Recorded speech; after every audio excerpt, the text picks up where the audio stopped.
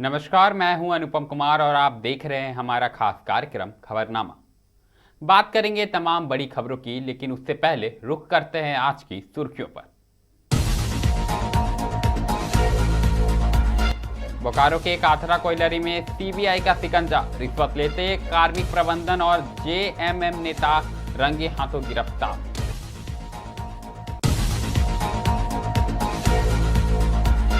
Operation यात्री सुरक्षा में बड़ी सफलता, धनबाद स्टेशन पर मोबाइल चोर गिरफ्तार।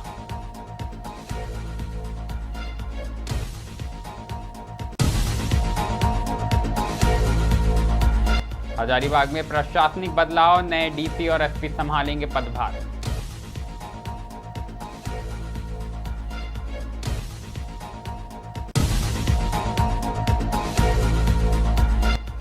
धनबाद के बड़ा पिछड़ी में स्वास्थ्य उपकेंद्र का शिलान्यास, ग्रामीणों को मिलेगी बेहतर चिकित्सा सुविधा।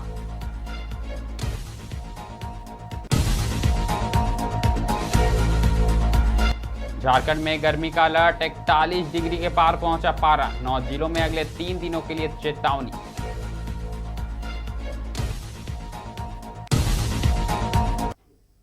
अब खबरें विस्तार से। सबसे पहले बात हम बोकारो की करेंगे। आपको बता दें कि बोकारो जिले के बेरमो अनुमंडल सीसीएल कथरा कोयलरी परियोजना में सीबीआई ने 30,000 घूस लेते हुए कार्मिक प्रबंधक सह मानव संसाधन अधिकारी सुभाष चंद्र पासवान और जेएमएम नेता को गिरफ्तार किया। कहीं ना कहीं ये घटना बड़ी घटना मानी जा रही है और रिश्वत के खिलाफ सीबीआई की ये जो कार्रवाई है वो बड़ी कार्रवाई मानी जा रही है। आपको बता दें कि सीबीआई के एसपी DL मीना की टीम ने विशेष टीम का गठन कर कहीं ना कहीं जो अधिकारी है उसे गिरफ्तार किया है।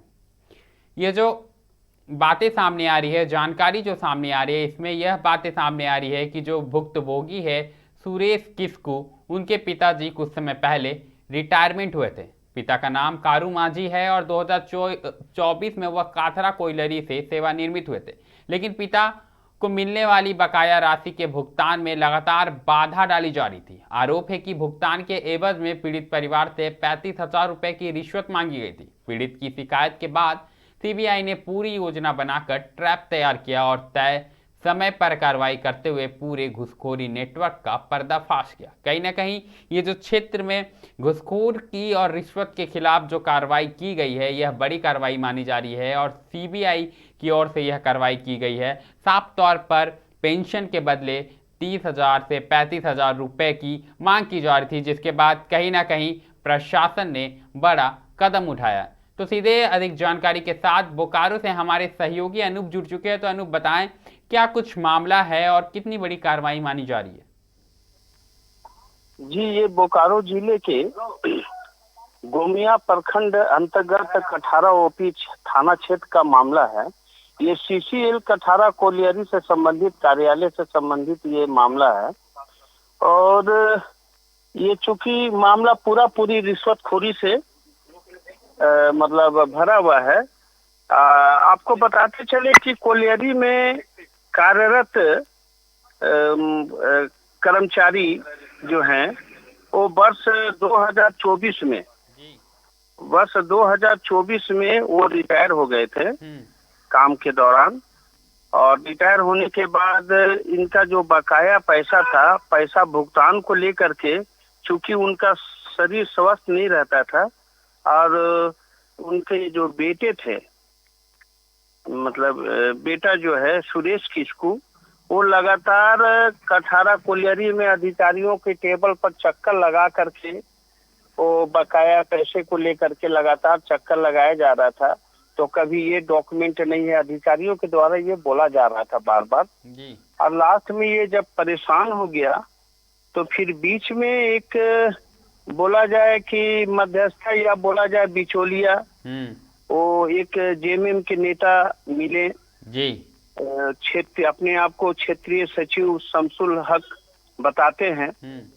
उनके माध्यम से ये रिश्वत का 30,000 में ये फाइनल हुआ कि 30,000 वो अधिकारी कार्मिक प्रबंधक जो है वो 30,000 रुपया लेगा, उसके बाद ही आपका काम होगा। ये बिल्कुल कहीं ना कहीं इसमें जो नेता है उनका भी नाम सामने आ रहा है, अधिकारी का भी नाम सामने आ रहा है, लेकिन सीबीआई ने बड़ी कार्रवाई करते हुए गिरफ्तारी कर ली है। तो अभी क्या कुछ जानकारी आ रही है, क्या कार्रवाई की जा रही है, आगे की प्रक्रिया की अगर हम बात करें तो?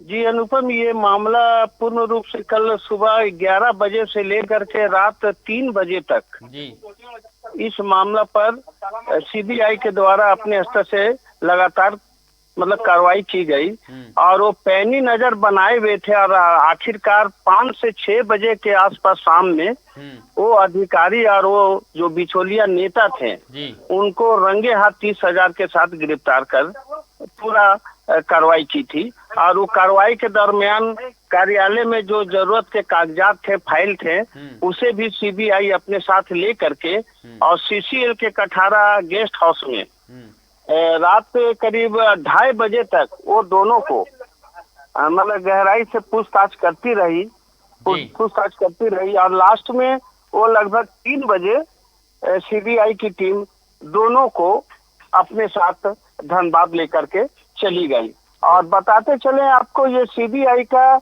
ये पहला मामला नहीं है। वर्ष 2024 में भी ये कठारा कोलियरी में ये कल का छापा था, लेकिन 2024 में कठारा वासी में एक क्लर्क के ऊपर भी जो है घूसखोरी का मामला को लेकर के सीबीआई ने दबोचा था।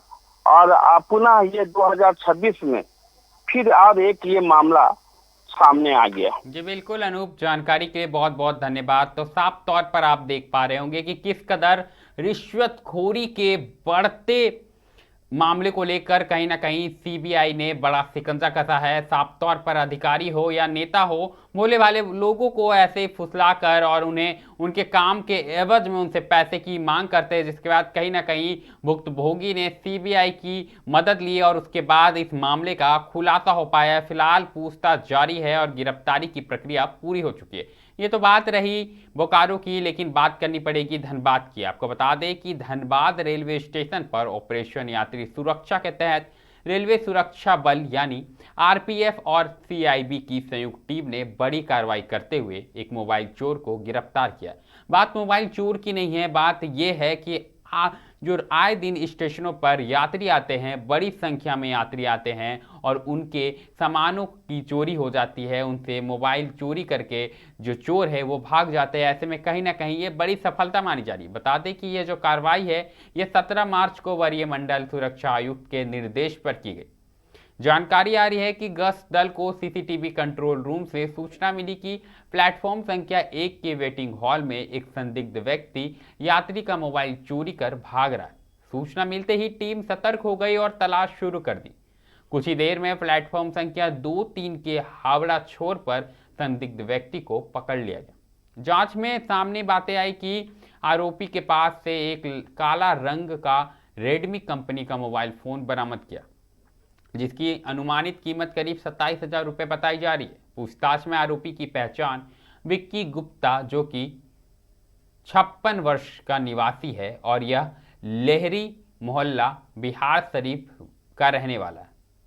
तो कहीं ना कहीं ये जो पूरा गिरोह एक तरफ से काम करता है, स्टेशन पर लगातार मोबाइल चोरी की घटनाएं बढ़ती जा रही है। ऐसे में आरपीएफ की यह बड़ी कार्रवाई मानी जा रही है। फिलहाल जो चोरी किया हुआ मोबाइल है उसकी जांच कर उसके असली मालिक को लौटा दी गई है और मामले में प्राथमिकी दर्ज कर आगे की कार्रवाई जारी है।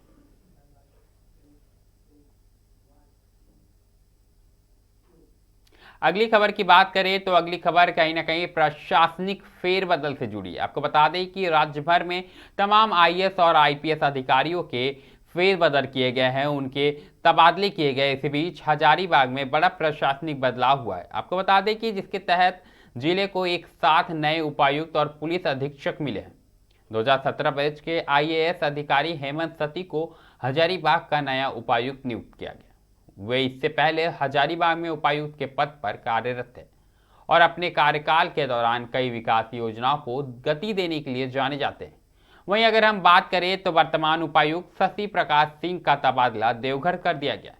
इधर पुलिस विभाग में भी बड़ा बदलाव करते हुए 2014 बैच के आईपीएस अधिकारी अमन कुमार को हजारीबाग का नया पुलिस अधीक्षक बनाया गया है। जानकारी के अनुसार हेमंत सत्ती को अमन कुमार आज हजारीबाग पहुंचकर अपना अपना पदभार ग्रहण कर सकते। दोनों के आगमन को लेकर जिला प्रशासन और पुलिस महकमे में तैयारियां तेज कर दी गई। अब नजर इस बात पर है कि नए डीसी और एसपी के नेतृत्व में हजारीबाग में विकास कार्यों और कानून व्यवस्था को किस तरह नई दिशा मिलती है। बात एक बार फिर धनबाद की करेंगे। आपको बता दें कि धनबाद के गोविंदपुर प्रखंड से बड़ा पिछड़ी गांव में स्वास्थ्य सेवाओं को मजबूत करने की दिशा में एक महत्वपूर्ण पहल की गई है। दरअसल यहां नए स्वास्थ्य उपकेंद्र के निर्माण कार्य का शिलान्यास जिला परिषद अध्यक्ष शारदा सिंह और सदस्य स्वाति चौधरी ने किया।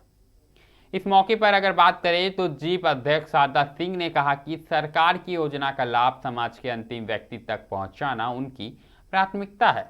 उन्होंने बताया कि ग्रामीण इलाकों में स्वास्थ्य सुविधाओं की कमी को दूर करने के लिए यह उपकेंद्र मील का पत्थर साबित होगा। वहीं जीप सदस्य की बात करें तो जीप सदस्य स्वाति चौधरी ने कहा कि स्वास्थ्य उपकेंद्र के बनने से खासकर ग्रामीण महिलाओं को बड़ी राहत मिलेगी। अब गर्भावस्था के दौरान लगने वाले टीके और जरूरी स्वास्थ्य सेवाओं के लिए उन्हें निजी या जिला अस्पतालों के चक्कर नहीं लगाने पड़ेंगे। कुल मिलाकर अगर बात करें तो कहीं ना कहीं जो सुदूर गांव है वहां पर इस तरह की पहल कहीं ना कहीं ग्रामीणों को बड़ी राहत देगी और साफ तौर पर इस पहल से ग्रामीणों में खुशी की लहर है।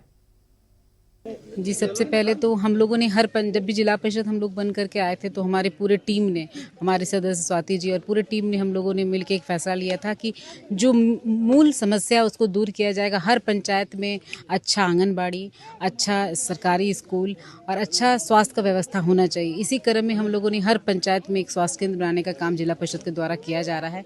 उसी क्रम के द्वारा आज यहाँ भी बड़ा पिछड़ी में भी इसका शिलान्यास किया गया है। मुझे उम्मीद है कि यहाँ के ग्रामीणों को जो समस्या थी कि देखिए रात बेरात में अस्पताल जाना, यहाँ से सदर या पीएमसीएच जाना सबके लिए परेशानी की बात है, क्योंकि रात में गाड़ी मिलना, एम्बुलेंस का हाल आप जान ही रहे हैं 108 का।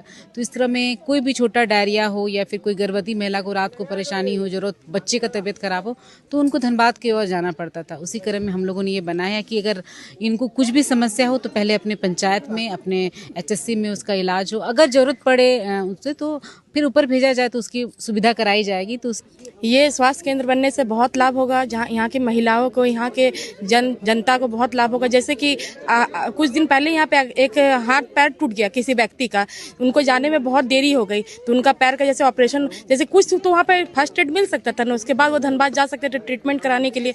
इस पहल में उनको, यहाँ की जनता को बहुत लाभ मिलेगी। जैसे यहाँ से धनबाद दूर है तो जैसे फर्स्ट एड ट्रीटमेंट तो यहाँ पे हो जाए, गर्भवती महिलाओं को बहुत सुविधा होगी। और हमारा उद्देश्य है, जब हम जिला परिषद बने तभी से मेरा उद्देश्य था कि हर लास्ट छोर तक, हर लास्ट व्यक्ति तक, हर जनता का हर लाभ पहुंचे, हर सरकारी लाभ पहुंचे, हर।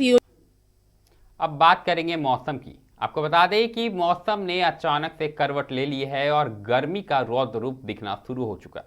यही हाल झारखंड में भी देखने को मिल रहा है। राज्य के तमाम कई जिलों में अभी से ही तापमान 40 डिग्री के पार चला गया है। मौसम विभाग के अनुसार पलामू जिला मुख्यालय डाल्टनगंज में तापमान 41.8 डिग्री सेल्सियस तक पहुंच गया, जिससे जनजीवन प्रभावित हो रहा है। वहीं तेज धूप और गर्म हवाओं के कारण लोगों का घरों से निकलना मुश्किल हो गया। मौसम विभाग की माने तो स्थिति को गंभीर मानते हुए राज्य के 9 जिलों में अगले 3 दिनों के लिए हीट वेव यानी लू का अलर्ट जारी किया गया। साफ तौर पर विभाग ने दोपहर के समय अनावश्यक रूप से बाहर निकलने से बचने की सलाह दी है। यहाँ स्वास्थ्य विशेषज्ञों का कहना है कि इस भीषण गर्मी में लापरवाही भारी पड़ सकती है। लोगों को अधिक से अधिक पानी पीने, हल्के कपड़े पहनने और धूप से बचाव के उपाय अपनाने की हिदायत दी गई है। प्रशासन भी अलर्ट मोड पर है और आवश्यक व्यवस्थाएं सुनिश्चित करने के निर्देश दिए गए ताकि किसी भी आपात स्थिति से निपटा जा सके। कुल मिलाकर बात करें तो मौसम ने अपना रौद्र रूप दिखाना शुरू कर चुका है और साफ तौर पर गर्मी का असर वो पूरे देश के साथ साथ राज्य में भी पड़ना शुरू हो चुका है। ऐसे में लोगों से यही अपील की जा रही है विभाग की ओर से कि खुद भी सतर्क रहे और सावधानी बरतने का काम करें और जब जरूरी हो तभी धूप में या घर से बाहर जाए, नहीं तो अनावश्यक तौर पर घर से बाहर जाने की कष्ट ना ही करे तो बेहतर है।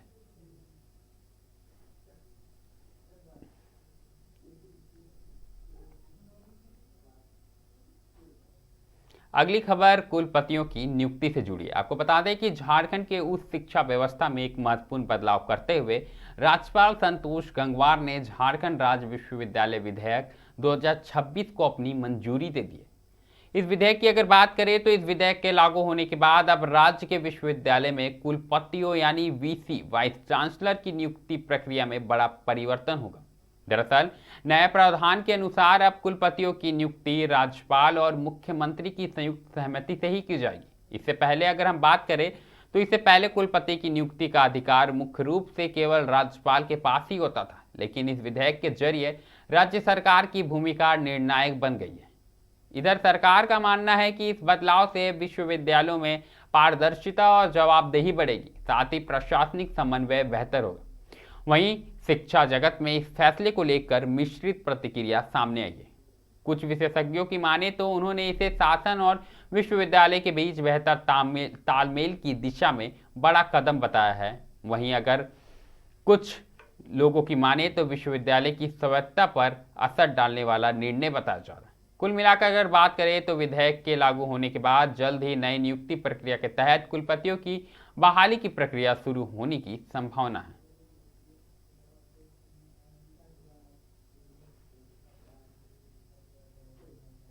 अगली खबर की बात करें तो अगली खबर बिजली दर से जुड़ी है। आपको बता दें कि जिस कदर से बिजली दर झारखंड में बढ़ोतरी की गई है, उसके बाद कहीं ना कहीं आक्रोश साफ तौर पर अब सड़कों पर दिख रहा है और विपक्ष सरकार के खिलाफ खड़ी हो गई है।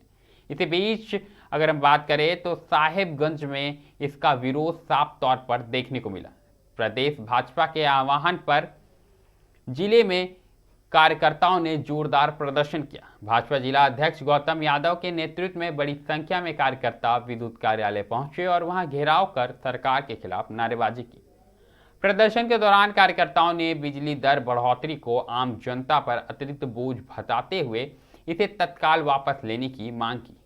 साथ ही 24 घंटे निर्बाध बिजली आपूर्ति सुनिश्चित करने, खराब और जले हुए ट्रांसफार्मर को शीघ्र बदलने तथा स्मार्ट मीटर से उपभोक्ताओं को हो रही परेशानियों को दूर करने की मांग रखी गई। इस मौके पर भाजपा नेताओं ने कहा कि बिजली दरों में बढ़ोतरी से आम लोगों की जेब पर सीधा असर पड़ रहा है, जबकि राज्य में बिजली व्यवस्था पहले से ही संतोषजनक नहीं है। उन्होंने सरकार को चेतावनी दी है कि अगर उनकी मांगों पर जल्द कार्रवाई नहीं हुई तो आंदोलन तेज किया जाएगा। साफ तौर पर अगर हम कहें तो लगातार बिजली बढ़ोतरी को लेकर विरोध देखने को मिल रहे हैं और लोगों का और विपक्ष का कहना है कि एक तरफ जहां सरकार बिजली बढ़ोतरी तो कर रही है लेकिन सुविधा के नाम पर उन्हें कुछ नहीं मिल रहा। ऐसे में उन्होंने साफ तौर पर निरंतर बिजली और जो खराब ट्रांसफर है या फिर तमाम जो सुविधाएं होनी चाहिए उसको दुरुस्त करने की मांग की है। इसके खिलाफ कहीं ना कहीं आक्रोश अब बढ़ता जा रहा है। अब देखने वाली बात होगी कि राज्य सरकार मामले में क्या कुछ कदम उठाती है। लोग यहाँ बिजली दर जो बढ़ा हुआ है उसके खिलाफ में आंदोलन कर रहे हैं, क्योंकि ये बिजली दर इतना बढ़ा दिए हैं कि साधारण लोगों के लिए ये बहुत मुश्किल होगा। जनता इससे त्रस्त हो रही है।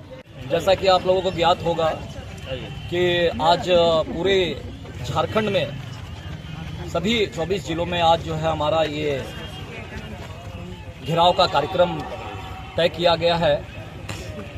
कारण यह है कि आप लगातार देख रहे हैं कि सरकार के द्वारा भ्रामक फैलाया जाता है कि 200 यूनिट फ्री, 200 यूनिट। फिर अगर 200 यूनिट फ्री है तो ये फिर बिजली बिल में बढ़ोतरी क्यों? वीडी ऑफिस के सामने में क्या कहना चाहेंगे? बिजली की आपूर्ति बहुत अच्छी तरह से यहाँ हो रही है। बहुत सामान्य ढंग से बिजली मिल रही है, बिजली की कोई कमी भी नहीं है। 200 यूनिट तक सरकार के द्वारा सभी घरेलू उपभोक्ताओं को बिजली की छूट है और हमारे यहाँ लगभग 1,82,000 कंज्यूमर है, जिसमें मेजर पोर्शन रूरल एरिया का है। छोटा सा शहर है यहाँ और सारे ग्रामीण वासी इस योजना का फायदा उठा रहे हैं। जिनका 200 यूनिट से कम खपत है उनको हर महीने। खबरनामा में भी फिलहाल इतना ही। ऐसी तमाम बड़ी खबरों से लगातार हम आपको अवगत कराते रहेंगे। कहीं मत जाइएगा, बने रहें मिरर मीडिया के साथ।